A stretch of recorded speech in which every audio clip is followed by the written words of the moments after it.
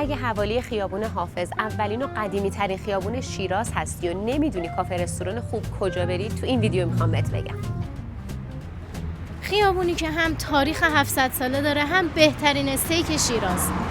بعضی خیابونا فقط مسیر رفتنن، اما بعضی خودشون مقصدن.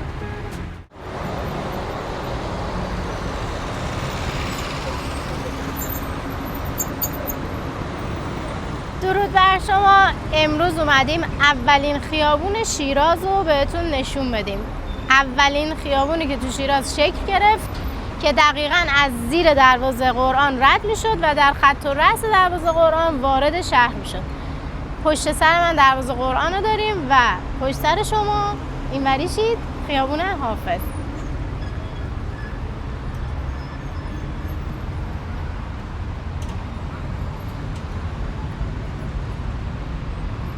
خیابون حافظ از دروازه قرآن شروع میشه و تا پل علی ابن حمزه ادامه داره. حدود 400 سال پیش به دستور امام قلی خان و الهام گرفته از خیابون چهارباغ اصفهان اینجا رو میسازن که چی ساختن؟ خیابونی که جهانگردای فرانسوی تو دوره صفوی اینطور ازش نوشتن: خیابونی بلند و باریک پر از باغ‌های باشکوه با سردرهای نیم گنبدی و کلافرنگی‌های بلند. در حال حاضر تو خیابون حافظ که از سمت علی ابن حمزه شروع میشه بیمارستان دستقیب رو داریم، بعدش باغ ملی رو داریم، بعدش اون مسیری که میخورد به حافظیه، پیاده راه حافظیه بود، اونجا رو داریم و بعد از اون کارخونه قدیم نساجی که الان فقط یک المانی ازش هست رو داریم که برای عموم بازدید نداره و داخل محوطه کتابخونه ملی و اسناد رسمیه. و بعد از اون هم میرسیم به باغ جهاننما که اولین باغ شیراز بوده و یه سری کافه رستوران مشتی داریم که در ادامه ولاگ بهتون نشون میدیم. فکر کردی باغ ارم و نارنجستان قوام شیراز رو دیدی و دیگه هیچ باغ قشنگ دیگه ای تو شیراز نیست، نه؟ بذار وارد باغ جهاننمای شیراز بشیم. انگار یه تیکه بهشت رو زمینه.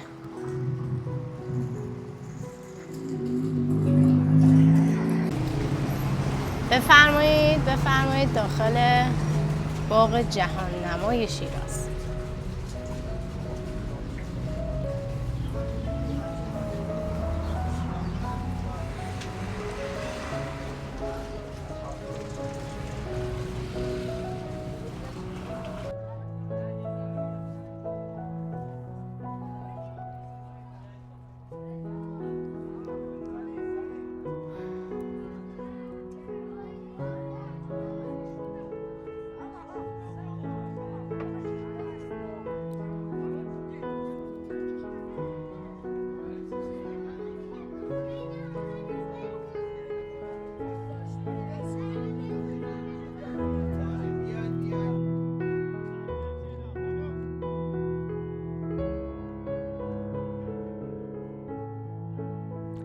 توی طول تاریخ خیابون حافظ دو طرفش پر از باغ‌های بی‌نظیر بوده که یکی از اون باغ‌ها همین باغ جهاننمایی که الان توش هستیم.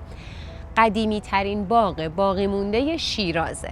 قدمت این باغ برمیگرده به دوره 8 هجری حدوداً، برای زمان آل اینجو و آل مظفر.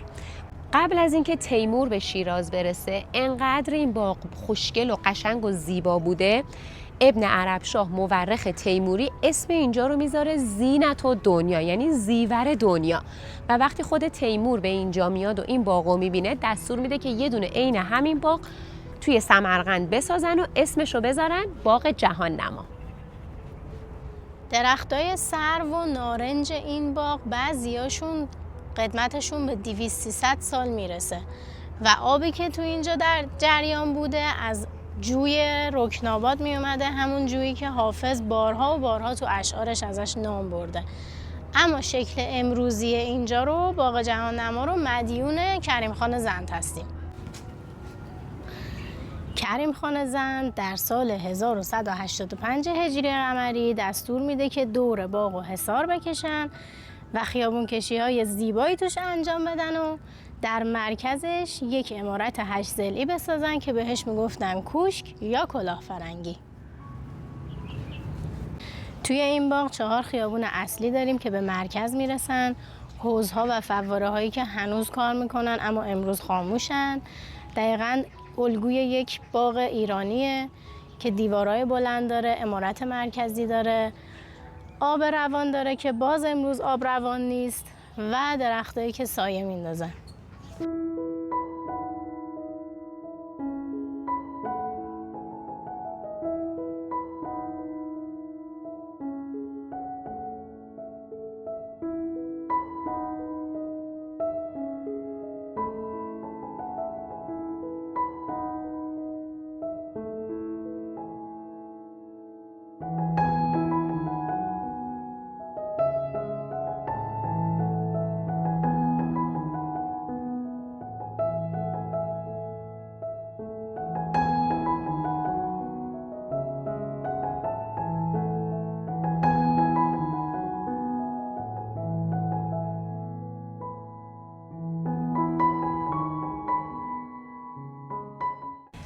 توی یک از این عمارت‌های قدیمی، یعنی خونه‌های تاریخی که رفته بودیم، یکی گفتش که میدونید شیر آب از کجا اومده؟ گفتیم نه، اصلا تا حالا بهش فکر نکردیم.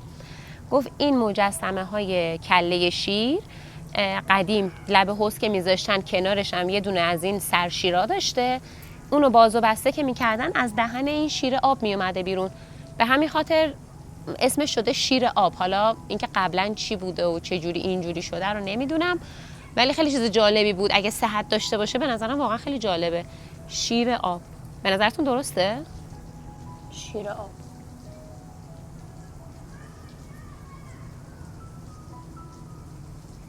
باغی که اسمش ادعاست، جهان نما یا زینت الدنیا. اکثر باغ‌ها رو اسمشون رو شاعرانه انتخاب میکنن، اما جهان نما یعنی جایی که اگه اینجا رو دیدی کل دنیا رو دیدی. این اسم فقط یک اسم تزئینی نیست. توی باغسازی ایرانی اکثرا اسما رو جوری انتخاب میکنن که حامل معنا باشه و جهان نما یعنی آینه از زیبایی های جهان. جهان نما از اون باغاییه که باید آهسته دید. بعضی جاها رو میشه تیک زد و رفت، اما جهان نما از اون فضاهاست که اگه با عجله ببینی فقط چند تا درخت و یه عمارت دیدی. راز جذابیتش توی مکث کردنه. صدای آب، محور دید تقارن، نور روی درخت‌ها و حتی سکوت. یعنی این باغ بیشتر از اون که برای دویدن بین لوکیشن ها مناسب باشه، برای کشف جزئیاته.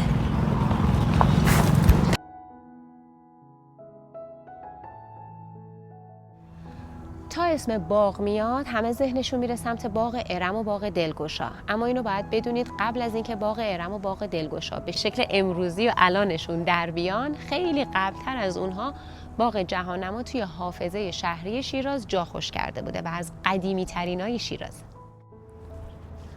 ساخت باغ جهان نما یه جور نمایش قدرت بوده. حاکم اون موقع وقتی میتونسته توی یک اقلیم خشک یه همچین باغ بزرگی و با آبکشی منظم و نظم‌دهی شده درست کنه، پس نشون میداده که آدم متدبریه و میتونه خیلی حاکم خوب و قدرتمندی باشه، پس اینجوری قدرتش رو به رخ میکشیده.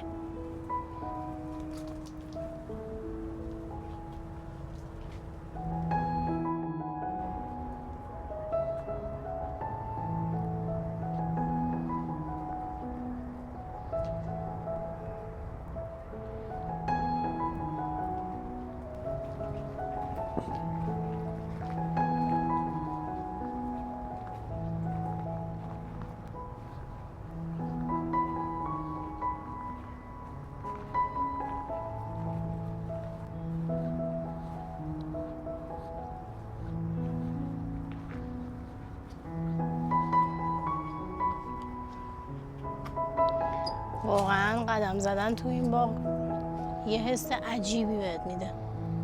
ماهو تو آسمون دیدم. اصلا دیدن همین ماه بین این درختای سرو بلند قدیمی چه خوشگله. آی خدایا چه احساساتی شدم. چقدر شیرازت قشنگه. خوشا شیراز و وضع بی‌مثالش، خداوندا نگهدار از زوالش. احتمالاً از صدای کیپمون متوجه شدید که ما سرما خورده بودیم و الان خوب شدیم، و اگه توی اینستاگرام همراهیمون میکنید که احتمالاً باز استوریامون رو دیدید که چجوری شد که مریض شدیم. ولی دلمون نیامد که نیایم باغ جهان نما رو بگیریم. چند روز استراحت کردیم، هر روز میگفتیم که نه باغ جهان نما خیابون حافظ. دیگه خلاصه امروز دست و پامون رو جمع کردیم و اومدیم این ویدیو رو براتون بگیریم. امیدواریم که خیلی خوشتون بیاد و کلی لذت ببرید ازش. بعد از دیدن باغ جهان نما و گشت و گذار تو دل تاریخ حتما گشنتون میشه. پس وقتشه که با هم بریم چند تا خوشمزه فروشی خیلی درجه یک این حوالی رو با هم ببینیم. بزن که بریم. از اینجا شروع میشه. الکافه رو داریم، منوی صبحانه هم دارم، فضای خیلی بامزه‌ایه. رقص هم داشتن بازی میکردن و اینجا چی داریم؟ کافه دارا.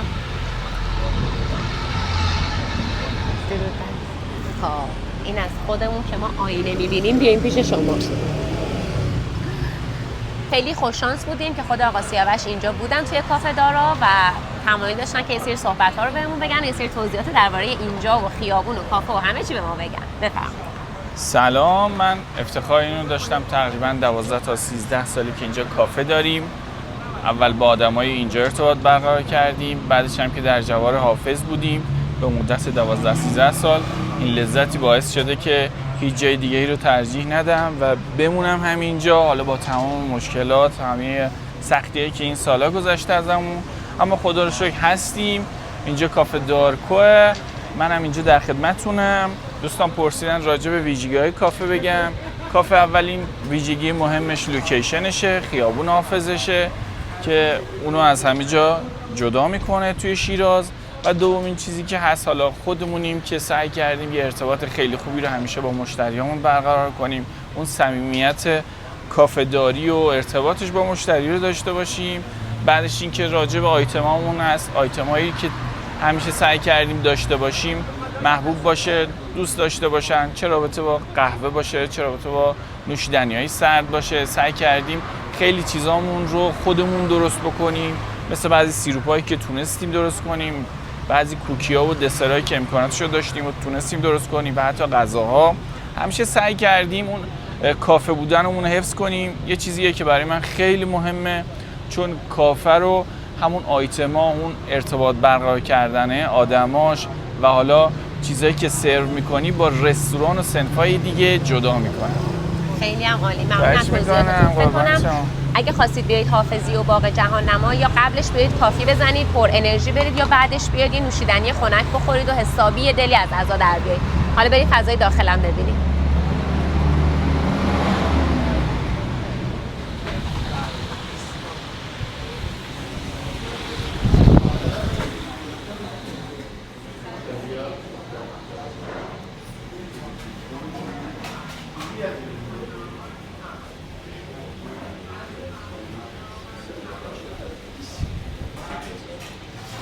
رضایت مشتری اینجاست. خیلی متشکرم.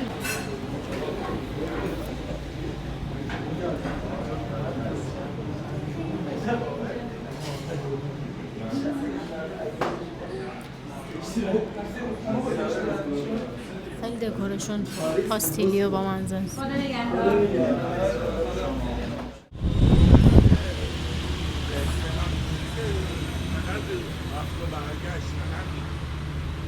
اینم از دکور کافه دارا.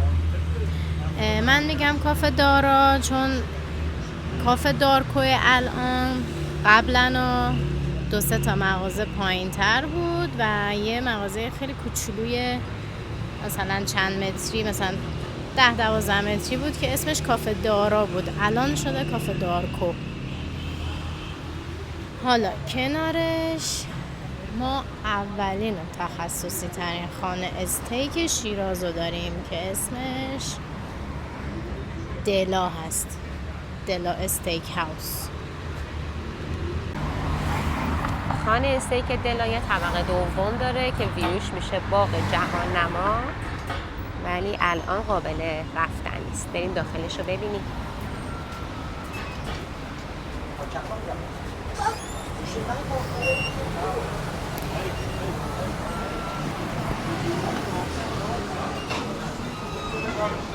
درود بر شما. خسته نباش. چه خوش موقع رسیدم. یه ویدیو بگیرم از این غذای خوشمزه. این سالاد چیه؟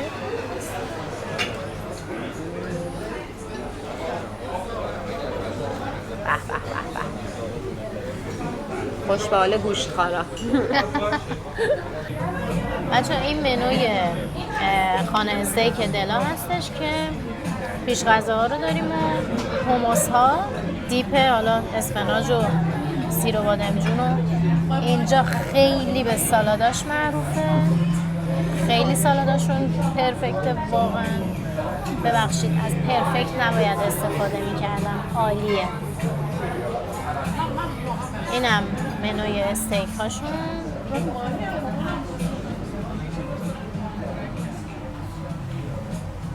این بر منوی خوراک ها که استروگانفاشون واقعا عالیه. من که گیاهخوارم ولی دوستامون تجربه داشتن، من سر میزشون بودم مثلا اینجوری لذت میبردن و دیدم. اینم برگر هاشون. چقدر نوشیدنیاش هیجان انگیزه. آره نوشیدنی دارن و منوی کافه هم دارن و اینم ناهاراشونه، ناهار اختصاصی دلا. از سال 96 افتتاح شده. شعبه دومشون تو بلوار بهشته. اگه شیراز اومدی اینجا نیومدی از دستت رفته، یعنی حتما باید لذیذ بودن این استیک رو اینجا امتحان کنی. کی هم داره میگه.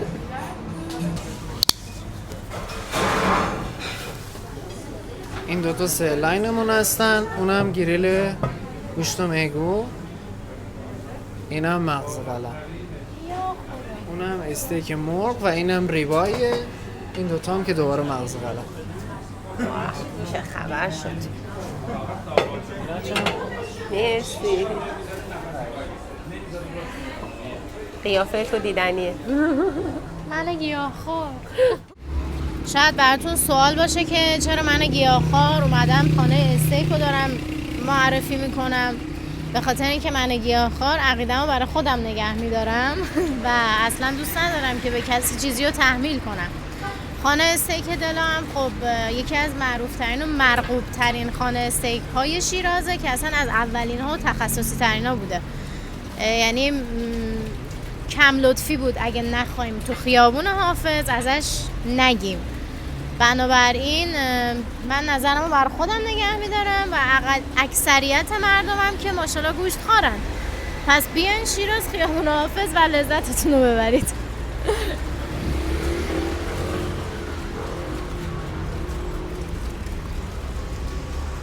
اینم ویو بالاش یه کوچولو مشخصه. طبقه دومشون در حال تعمیراته، به خاطر همین نشد که ما ویدیو بگیریم، ولی من سالها پیش طبقه دومشون هم رفتم. خیلی باحال و فضای خوبی داره. امیدوارم اون موقع که شما اومدین چیز شده باشه، درست شده باشه. اینجا هم که دیوار عظیم باغ جهان نماست دیگه، تو نور شب ببینید و لذت ببرید. صدای آبم داره میاد، اصلا خیلی لذت بخشه. آب نماد پاکی، همیشه تو معماری های ایرانی هست، جوی آب.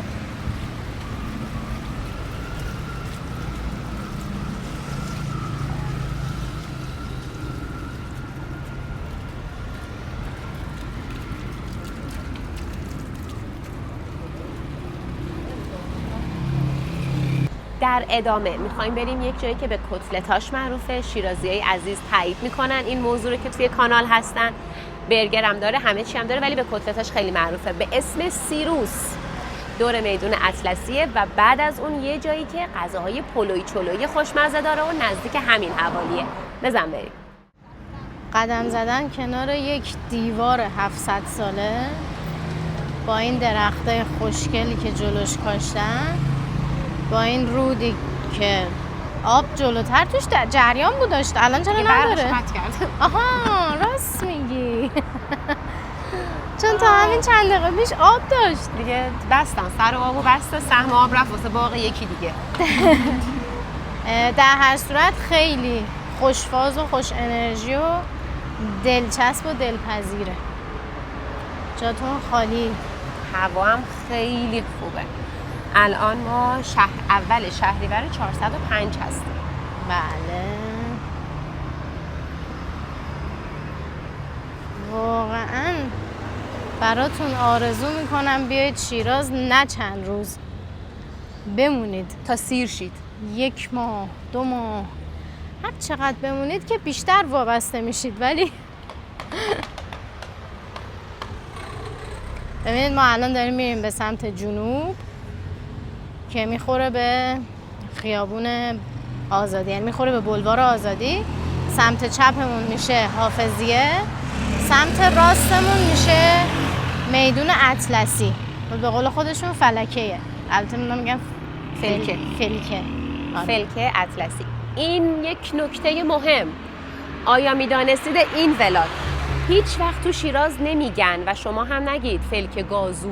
اصلا خیلی بده، اصلا فوله، ناراحت میشن اصلا. آره واقعا این خیلی حرکت فولی. اصلا این حرفو نزنید، این کارم نکنید. هیچ کس تو شیراز نمیگه فلکه گازو، یعنی شیرازی نمیگه. میگن چی؟ فلکه گاز. آفرین همین. آفرین. هر چیزی که آخرش او نداره. هر گردی که گردو نیست. بله. و پشت سرمون هم که سمت شماله، اوایل ولاگ بهتون گفتیم این خیابون حافظ دقیقاً در خط و رأس دروازه قرآنه. اوایل ولاگ دیدین ولی من بازم دوست داشتم که بهش اشاره کنم، چون داشتم هتل شیرازم میدیدم دوست داشتم بهش اشاره کنم. این هتل شیرازه، اونجا هم دروازه قرآنه. دقیقاً اون اوایل دروازه قرآن رو میگرفتم میمدم پایین وارد شهر شیراز میشدم.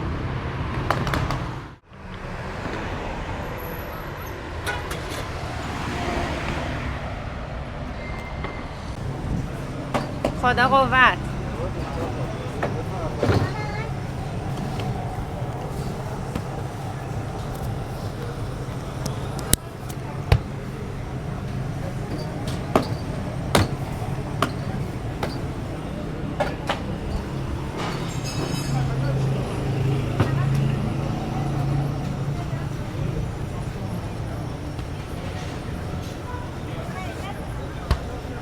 به به، خسته نباشی. مرسی.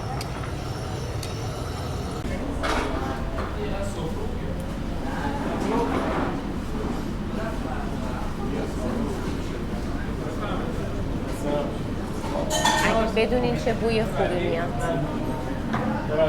و اینکه رستوران نون کباب ده بزرگی که 31 ساله همینجا دقیقاً هستن و نزدیک میدون اطلسی. به به، مرسی.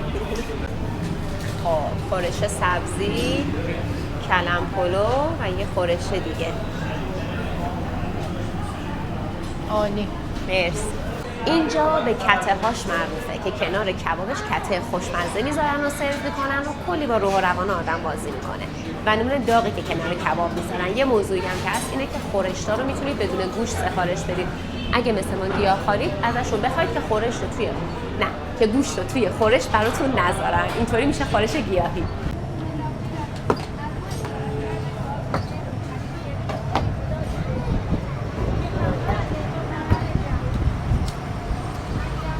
خسته نباشی. چند وقته اینجایی دایی؟ 15 سالی میشه. 15 ساله اینجایی. چه بوی نونی را انداختینا.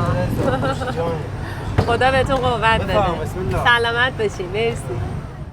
و همکنون سیروس محبوب دلها با کتلت‌های خوشمزه‌اش.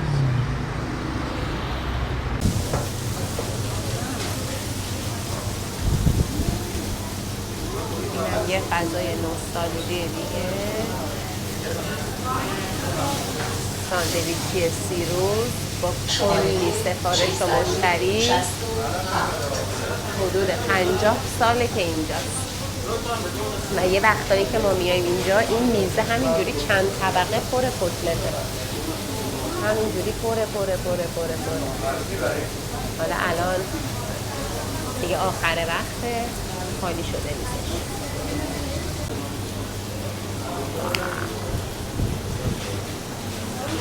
اگه قبلا اینجا تجربه غذا خوردن داشتید بگید از چیش لذت میبردید. میریم واسه آنباکسینگ کردن کتلت شیرازی. واو، با سس خیارشور. سسشو ندیدیم، قبول نیست. وای سس تند و لیمو ترشی که اکثر فست‌فودهای شیراز کنار ساندویچشون لیمو ترش رو میذارن و خیلی خوشمزه میشه. دهنم آب افتاد. وای منم. هم جاتون خیلی خالی. امیدواریم که از این ویدیو لذت برده باشین و براتون تجدید خاطره شده باشه. و اگر هم تا حالا شیراز نیومدید این ویدیو براتون مفید بوده باشه. پس تا ویدیوی بعدی بدرود.